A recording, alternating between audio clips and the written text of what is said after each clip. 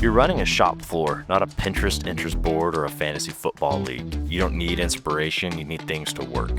So welcome to Build Your Way, a podcast from Cetec ERP. This is a show for manufacturers who are in it every day, from quoting and shipping jobs to troubleshooting quality and material shortages, all while staying a step ahead of what's next.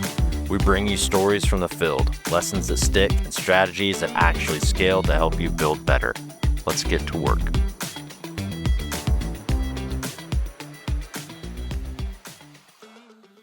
All right, welcome back to the Build Your Way podcast. I'm Taylor Wagon. I'm Scott Ryan. And we're here with Cetec ERP, and today's guest is Jeremy Carter. Jeremy Carter is a longtime friend for both Scott and I, and we asked Jeremy to join us today. He's done actually a stint at our user conference, ERPalooza, and you're here because you work in private equity, often purchasing and dealing with small manufacturers. And we thought that might be an interesting angle for the manufacturers that we know. If you were going to start a manufacturing company today because Alexander wept for there were no more companies to buy and you need to deploy capital, and it's like, all right, I guess I'm going to start a company to fix this need, what would you start? It's interesting. We've been kicking this exact problem around because there's, at any given time, Any given Sunday, you can pay a price to buy a company that's got some proven ability and honestly scale. And when that gets really, really high, sometimes it's easier to build it and start. And so we're actually looking at that explicit strategy. Just explicit though. Just a strategy, but How many X's? Yeah. 1, 2, or 3? One. We'll go with one. For my case, I think there's something to be said for actually just finding fundamental, known, proven business models and start those. So one of the hottest things in private market and private equity right now has been HVAC systems and roofing and things like that have PE's chasing because there's a demand model. generic measurables that have you model it. What I want something that I don't want a project-based business. I want something that is producing preferably some kind of consumable, or maybe it's got some kind of recurring services type business. Predictable demand. You want predictable demand. Which, if you think about, it's one of the hardest things to generate. I can control what I spend in a business. It's hard to know what other people are going to spend. And so we would focus. And I think that's actually one of the things. The trouble is those become commodities really quickly. Well, it just depends. My business partner is a chemical engineer, and as skilled as he is at all the technical stuff, I think his best skill is generating lead gen marketing systems that spit out. For the chemicals business we run, we get 300 or 400 leads a week. And it becomes kind of a statistics problem. And it actually is kind of closer to a project-based business, but when you can generate that many and you generate so many quotes and you know that you can... Demand. You got demand, so you can do the numbers. But if you have a business like that that's sort of dependent on just purely depreciation, like a CapEx type manufacturer, people can eventually in market cycles, they can push off to CapEx purchases and just do little repairs forever. That's difficult. That's an HVAC problem. With the exception that they're small projects and there's a lot of people, and we're sitting here in the middle of summer, the AC goes out. You need it fixed right now. HVAC to me is not a manufacturer as much as a service business. It's a service business / distributor, which we like a lot. They scale and then go bankrupt because their cash out is high. So they tend to be. You got to manage the cash cycle. It's a tough business. It's what I said roofing, and one of the reasons we're not doing that is because they're a fairly low barrier to entry. So I would say we're getting pretty close. Because rolls right to come on, unless you're commercial roofs or some specialized thing, not shingles, right? If you start doing, we're the vinyl people, we're the terrified of getting those. But a distributor, we do look at a lot of distribution business models. No, actually, we'd like something with a little bit of a barrier to entry, and some of it is just our background. Again, we got some chemical folks in the business, and we make equipment for. It's a moat. There's a barrier. Chemical Brothers. Something, yeah. specialty chem is one that we're looking at real closely because we make the equipment for people that are making money in this, and we get to look at all these business models all the time. Well, how specialty are we talking about? There's a whole world of like for labs, precursor stuff that, you go and you buy, whatever molecule. Yeah. But that's usually very small volume, very high pH, and that's like mostly East Asia now. So. Yeah. But I mean, I might be a distributor of that type of the product of that. That's something just a few steps up from commodity. So we're not trading or producing oil and gas necessarily. But you're competing with Exxon at that point. You know what? Yeah. Solvents, cleaners. Actually, there's a guy in town here I bumped into a few years ago that had a company making sauce for like barbecue sauce, which is very simple and proven, but it's got to have the right formula and you got to be able to control it and you got to run the right equipment to mix it and heat it and do all the things. It's not the same as like, again, I keep using roofing, but in a lot of cases, guys running those businesses have no experience whatsoever. They get a truck and a ladder and they start buying shingles and they bolt them on. There's no barrier. You got to know a little bit. People buy it. I think you can just contract it. Then you can go find firms. Yeah, exactly. Yeah. I mean, our box manufacturer is a little bit of that. That's a bit more capital intensive to start. That's a little bit of the moat. But I mean, if we're shipping product in the economy, that's the other thing. I'm looking for something that does have a pretty ubiquitous demand, but not I don't necessarily want to be a VC and start like super innovative business models because they're just very difficult to predict. So let's start some proven business models with a little bit of moat. Do you consider yourself risk averse or risk friendly? I was literally thinking the same thing. That's because we're locked in. Fundamentally anybody's job running a business is to bear risk for profit.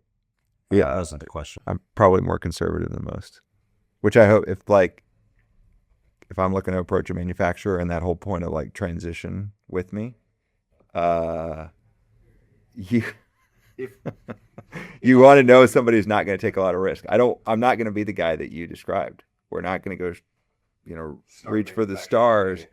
Well, more importantly, I'm going to make sure, quite literally this, every deal that we do, I say, how far does this thing have to back up before we lose it, before we hit maybe a debt covenant or we go bankrupt or something. And that better be a long way because something will go wrong.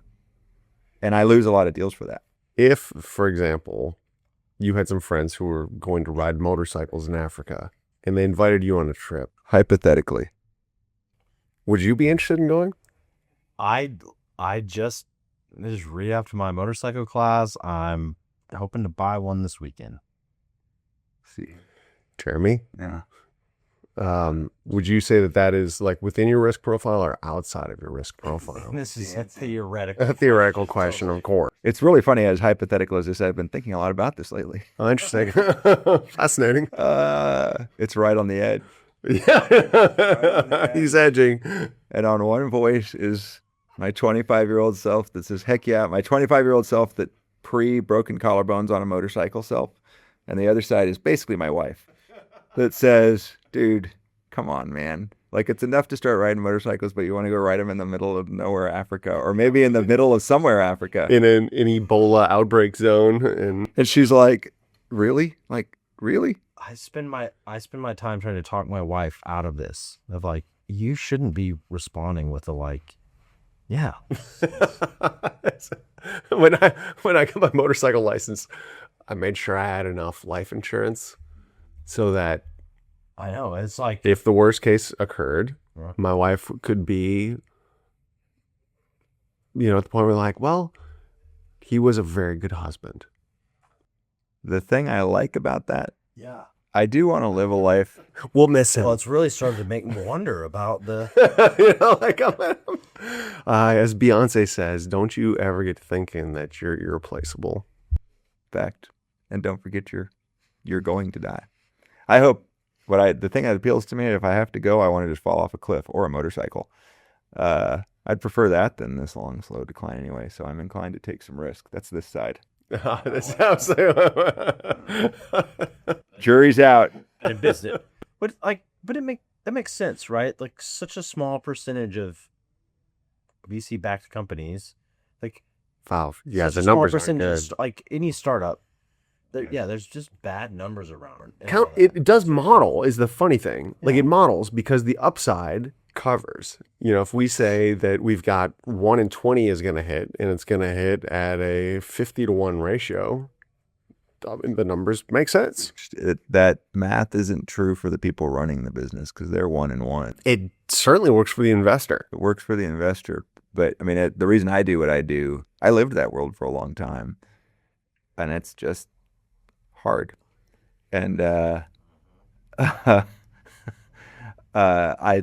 do what I do right now, and the alternative, we buy predictable cash flows, and we do it in part because number one, and just coming up with new innovative models, they need to be there. I just don't know that I'm wired for it.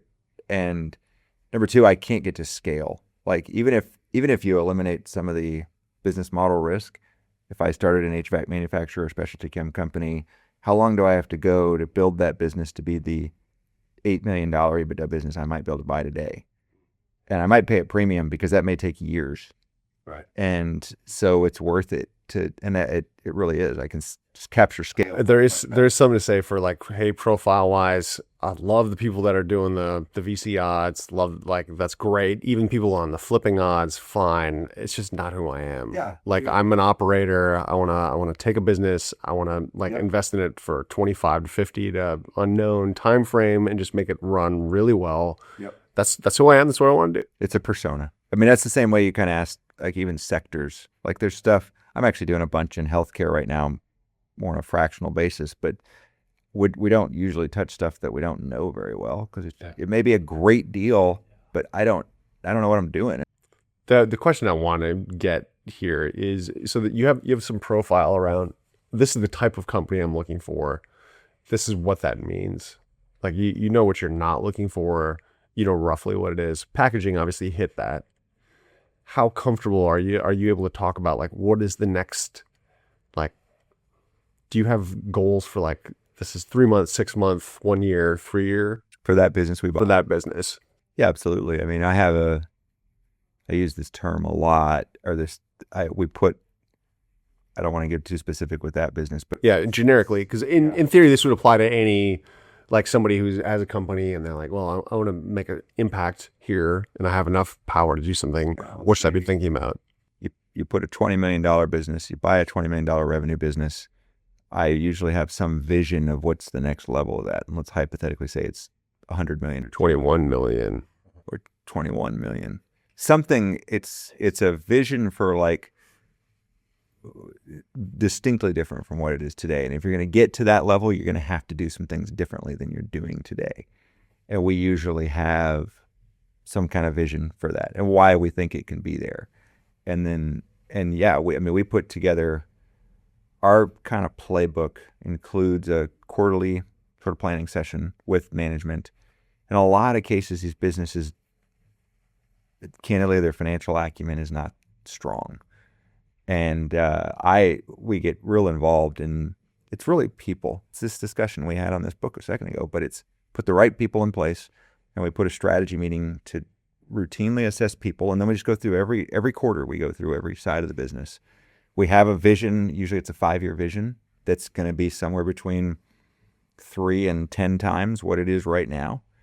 In some cases that's even arbitrary. It's just to set it far enough that it's not what it is today, and then say, what are the levers that we have to pull? And for most people, they don't really even understand, what do I have to do?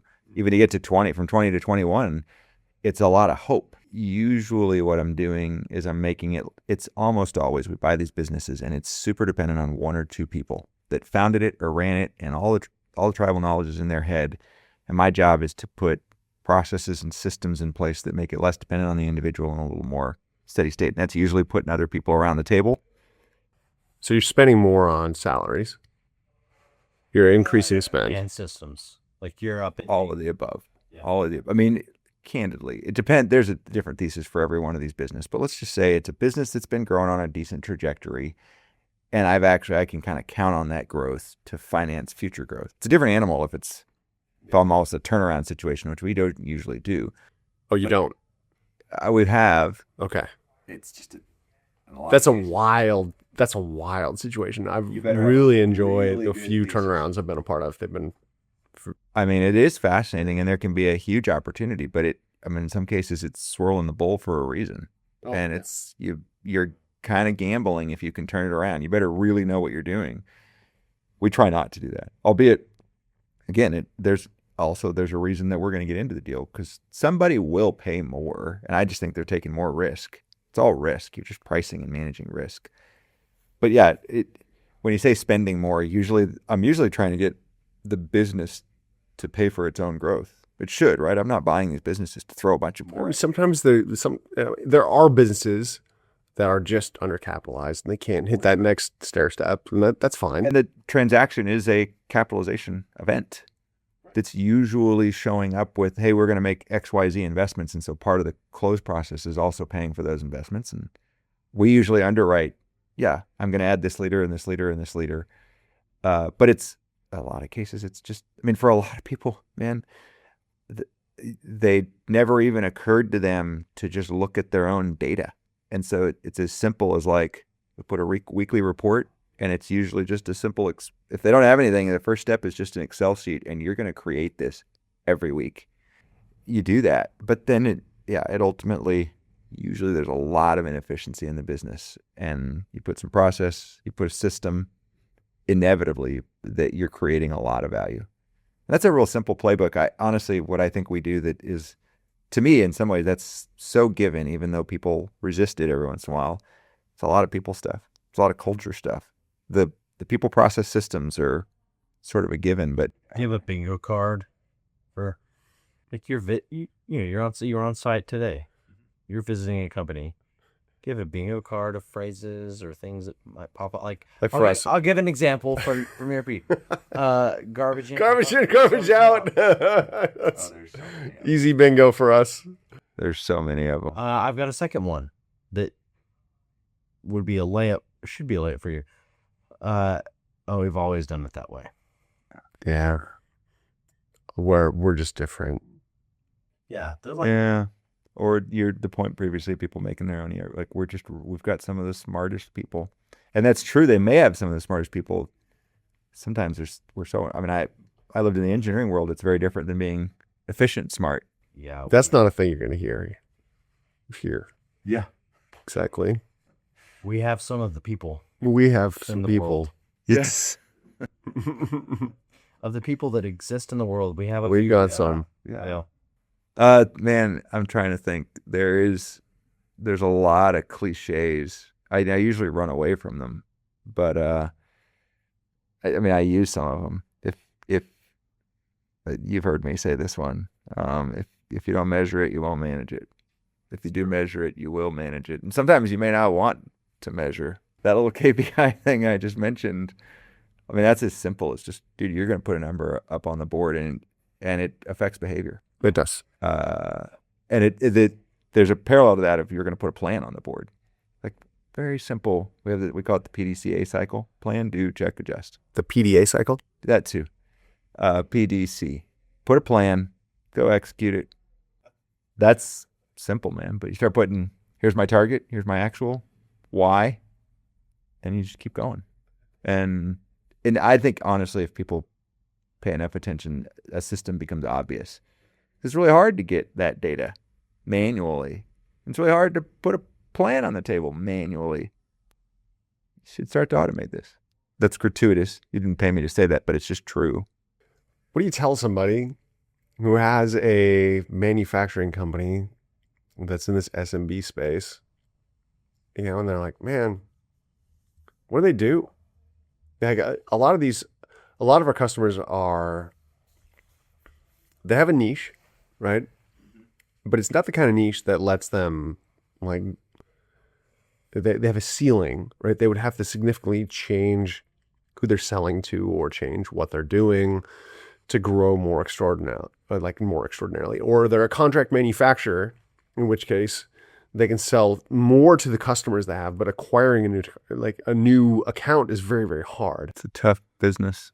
Yeah. They're very hard businesses. Mm-hmm. And what would you tell them? Like, that's a company you buy and you just assume, like, mostly it's going to model the way that it is. I mean, the honest answer is it's kind of all over the map. The contract manufacturer is definitely tough because usually they've got some amount of CapEx that somebody else doesn't have, some equipment. Mm-hmm. I think I would say this. We do this with the businesses that we own. Every company in the world exists to make someone else's life easier. 100%. And if you don't, you won't exist anymore. And so we put a vibe out there that says, how do you become the most helpful in your space? And I mean, that's a big deal to say, to be the most helpful business in XYZ. And if you sit here and think like, what is the truly ideal business? On the one hand, it's some kind of marketing, sales, brand, something that makes people predictably come back to you. And my view of that is you're creating an experience or a service or a product or something that helps them. And I mean, it sounds kind of blatantly obvious, but there's a lot of people that forget that. Like, yeah, man, but I'm solving some hard problems and the customer doesn't know what they want. I'm going to tell them what they want, which is fine. But if you're not helpful, they're not going to keep coming. Is that an obsession about their moat? Like, we have this technical thing that nobody else can do, and that's our value add. Again, if we're going to be generic, it's like, man, drop pride at the door. Let's all acknowledge that this is just hard. And let's understand what it is that makes this sustainable. From my perspective, when I walk into these businesses, the first meeting is usually some meeting with management, and I ask a real generic question. Talk to me about your first contact with customers all the way through cash in the bank, and just how do you do it? And I'll spend a ton of time on the front end of that, of how do you get the customer to show up? How do you get them to keep buying? How do you make sure you close business? What's lead gen look like? Because that does sift a lot of people. And we've talked a lot about how I think in the SMB space, SMB manufacturing space, that marketing is like one of their hardest problems, getting leads. Yeah. I mean, honestly, our playbook, one of the things, I've got a guy that's becoming kind of a fractional CRO for all of our portcos. And when it's for exactly what you just said, most people, they found some little lane that they can generate just enough predictable revenue. It's great. It's hard, but they don't know how to scale it. And usually when you sit there and say, how do you generate leads? Even the most sophisticated are like, well, we pay Google AdWords or something like that. And they're spending, if they're $20 million revenue company, they may be spending $100,000. But when I start saying like, what are you paying in cost per lead, and what are the levers that you have to pull to drive more, and what are the other channels you can go through? If you go far enough into that, you're getting to a brand. And I think with a brand, you're getting to like people having a predictable experience with you that's useful and helpful. Mm-hmm. And so that's why I start with that, like culturally, what's the definition of helpful? And then what are the processes and systems that when people come and work with you, it's like me getting off the plane in China, that I know I'm going to get what I thought I was going to get. And it's just an easy button. And people forget to be an easy button. And if you can, and marketing really separates the wheat from the chaff, because it's both end. It's marketing and execution. How do you generate predictable demand? How do you meet the supply predictably? It's all of the above. It's just that I can spend all my time on my solution to the problem, and I want to make sure I'm finding real problems and being helpful to solve them and capturing demand. And that separates a lot of people. And usually what we're doing is people have found a niche, and I'm coming in with resources on both the revenue side and the execution side to let them scale it, because they've usually hit some ceiling and they don't know how to change it. And to make the change, it's kind of your buddy's point. It's the terrible story that he jumped in with somebody that fell off the wagon. There's a few other people that, I mean, you do that because you're jumping in with people that have the ability to take it to the next level. And that's why you do it. Yeah. That's what we try to be. And I'm sitting here saying, look, if you were there, KKR or BlackRock might be paying $1 billion for your business, but the gap between here and there is really difficult. And I may not even be trying to be that, but I'd love to be the guy to get you to a few steps up the line. And oh, by the way, man, I care a lot about culture and people, and we're all going to die at some point anyway. How can I be a great home for the culture that you've built? And usually if I solve that, and I solve it with people compound on each other, and these processes and these systems just make a lot of sense. And then I don't want to get rid of that business. How do you price that in? So when you say like, my value is like, well, we're going to preserve your culture, or we're going to measure a few things, we're going to work on your leads, we're going to solve some of these basic things. You're Michael Scott, and you show up, you're starting a new paper business, and you've got the dream team the Dream Team, Steph Curry. Yeah. Kevin Durant, I hear, needs to be part of that. Brian, Pam. The whole crowd. So are you then saying like, hey, I don't price that in at all. That's my upside. I'm gonna price you on EBITDA, and then like, oh, I gotta elbow out these other PE vultures who are showing up to fight the liger for his prey. Yeah. I mean, there's a few answers to that. We do. If we got to put people on it, we put it into them. We put a plan together. And like I said, okay, I don't know what's going to work, but let's make sure we got enough room to back up before we get in trouble. Somebody's going to ask the question, why are you paying these guys all this money for value that you're going to create? And I go back, I'm paying an option to be able to do it. Here's the counter. If I get two identical businesses and one of them's got a really mature management team and really mature systems and really mature processes and Mature or mature? Mature. I think both are acceptable. Yeah. And the other is like a one-man show that's pulling his hair out and can't figure it out. I mean, right. I'm going to value them differently. Which one would you pay more for? The more mature. Which one would you rather own? Well, in either case, I'm going to try to build to the more mature. I know, but which one would you rather buy? Yeah, I mean, in all honesty, so if I take it to like its extreme, right? If this is Apple, I don't have any edge there because I can't add anything to it, right? And the private company version of that, we see this a lot. This is usually a $20 million plus EBITDA business that comes with a great management team and comes with they're killing it, good systems, and somebody's going to pay 15 to 20 times for that business. And I'm just not, it's a risk. I'm probably arguing for market. Yeah, it seems like you'd rather invest, like part of what you invest is like a little bit of counseling. Moving down the spectrum to where collectively we can add value. Yeah. And there's room to do that. But I do not, the one-man show, I mean, again, I get a lot of grief from my team on this because I don't want to take the risk. The one-man show, the hardest part is, again, you write the check and they disappear. You can't take the tribal knowledge out of their head. And now I look a lot like your buddy, that I could buy it and it falls into a ditch and unrecoverably. So I need what we usually do in that situation is really align incentives. When I manage risk, I'm also always looking for concentration. There's customer concentration, market concentration, people concentration. If the management is all dependent on one human, I got to discount that a little differently. Sure. Yeah. But it could be increased value if the problem is solvable. It's an opportunity. If I can put a plan together, we'll do it. Sometime around 2004, I got a phone. I was with my wife and two youngest boys in South Florida. You have two boys. Correct. I only have two boys. Actually, two of my three children are boys, and they were young at the time. My point is they were young, and we were young and poor. We drove to Florida to go to the beach to stay in my grandparents' condo on Marco Island. And let me tell you, that's a long drive. You get to Florida from Texas and you are just starting. I get a phone call the day before we're supposed to drive back, and a customer had bought a company in New Jersey that their value model for it had exploded. And they thought they could scale this thing. They thought they had a distribution agreement that would transfer. They thought. And this other company was like, man, we realized that we can't solve our own problems, so we're just going to sell. And just like, the hell with it. We're not going to even bother trying to solve. We'll just sell this company, get out, run away. And the company that bought them called me in Florida and was like, hey, man, this is a disaster.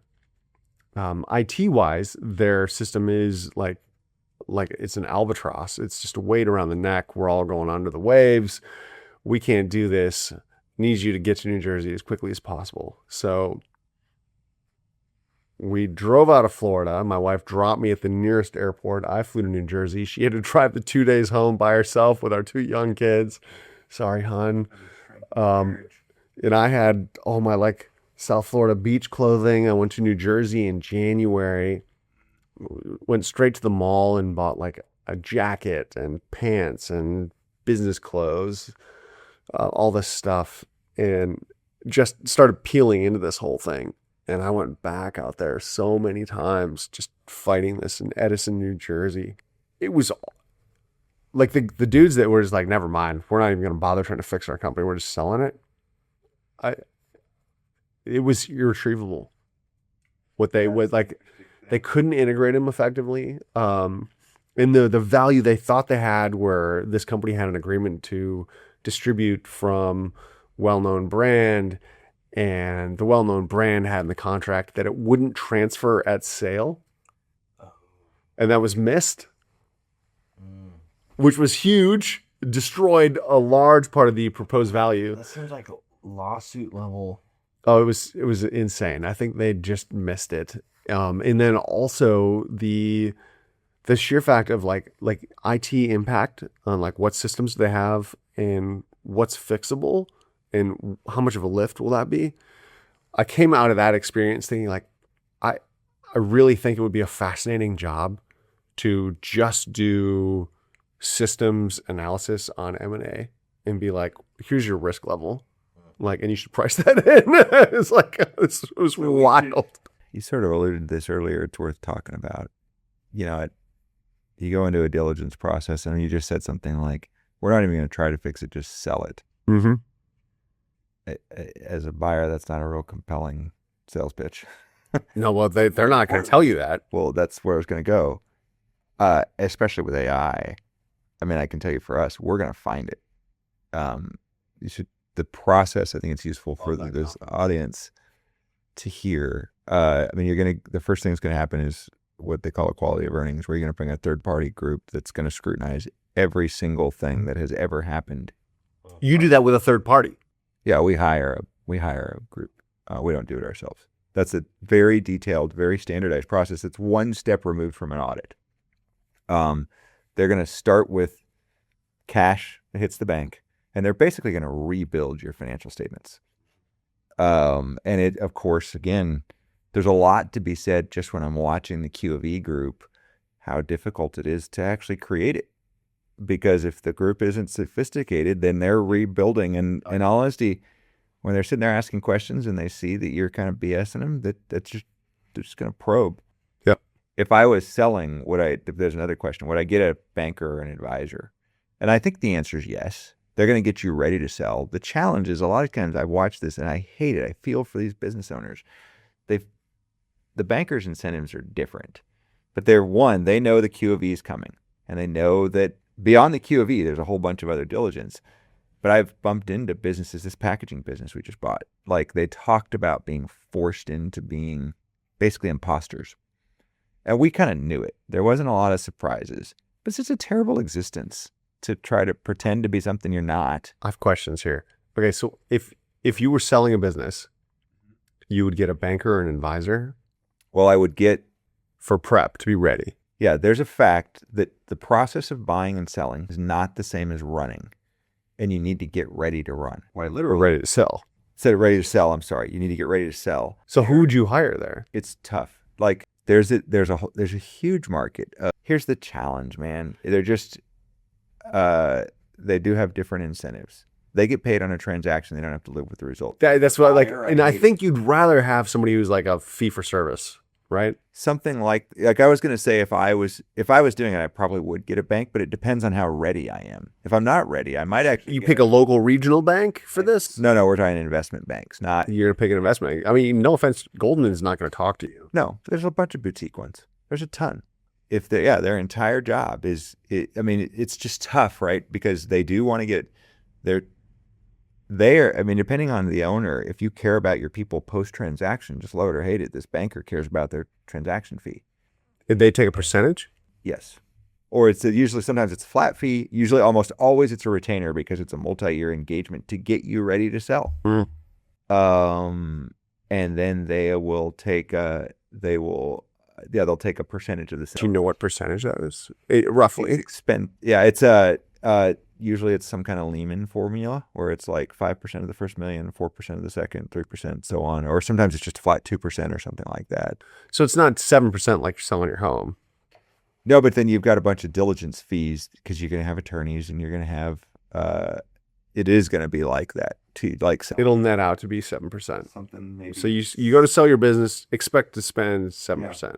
These are great details because most people don't sell a business more than once. Your house is an interesting, how do you get access to a market of good buyers?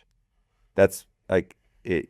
Think about selling your house. Would you sell it the for sale by owner model because you don't want to pay the fees? Well, you're not going to get as much access. And it's funny, I'm shooting myself in the foot a little bit here because I'd like to say I don't like dealing with bankers because in a lot of times their job is to cover up problems and put lipstick on a pig and then I have to sift through it. But I will find it and like we'll just walk away from a deal. It's kind of brutal. I think the best banker and the value there, the reason I do go there, somebody is going to pay the price to get these businesses ready to sell. Yeah. You might argue that the ideal world is I find what we'd call a proprietary deal that hasn't come to market yet. And I mean, I would love this, but I'm going to work with them to get them ready to sell, get them to a point that I can trust their financials. It's like finding, like I got a Hank Aaron rookie card at Goodwill, and I spent 50 cents. It's worth, $3 million. Like that's wonderful for you. You're going to pay a price to sell your business. If you have a business and you are interested in selling it or in talking Just having to a conversation. key person, starting that relationship. I know a guy, Cetec Capital. How would they reach you?